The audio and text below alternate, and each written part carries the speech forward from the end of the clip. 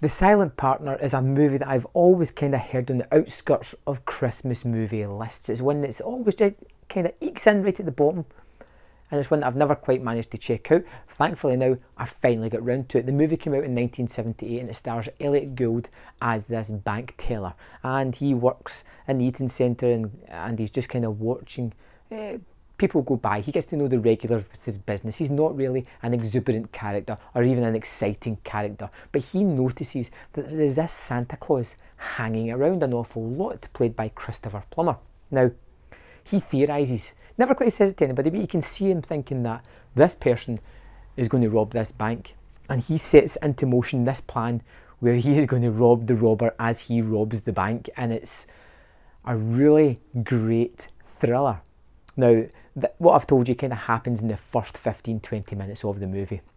From then on, it's all about Christopher Plummer's character discovering on news broadcasts that a large sum of money went missing from this bank and he doesn't have it, and he figures out who the teller is that has the money, and he starts to play a cat and mouse game with this person. But this person's quite smart and is outsmarting the criminal a lot of the time, even though the criminal is very threatening and willing to take it to drastic measures to make sure that he gets this money that he feels that he is owed.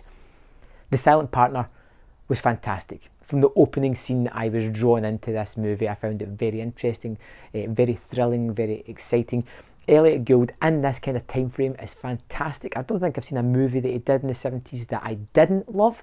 This is another one to add to it.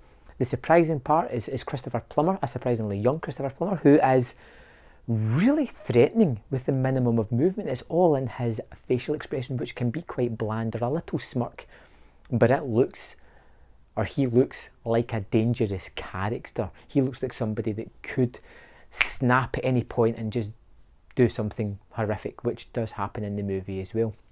The tension is really ramped up in this movie as things start to spiral out of control, and the bank teller discovers that he's doing things that he never in a million years would have ever thought about doing. It's great. It's a great character study. It's a great thriller. It's just a great movie that you really don't hear too many people talking about for some reason.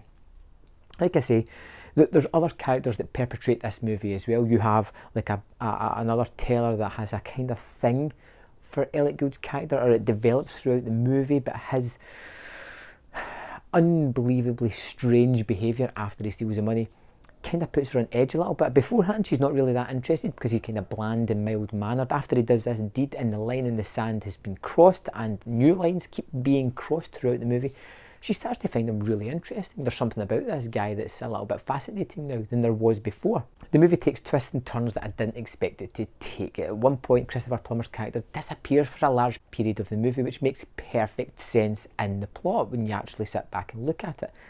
Because it's a Santa Claus robbing a bank and it's set at Christmas time, it gets kind of lumbered in with those alternative Christmas movies, and I can totally see that. This is going to be something that I put on every December when I'm a little bit full of the saccharine sweet Christmas movie and I want something a little bit different. This is something I am going to go to again and again. I think it's fantastic. If you haven't seen it, you haven't heard of it before, I thoroughly recommend checking out The Silent Partner. I gave it 4 out of 5. A really, really underrated noirish thriller from the 70s with some fantastic actors doing particularly great work.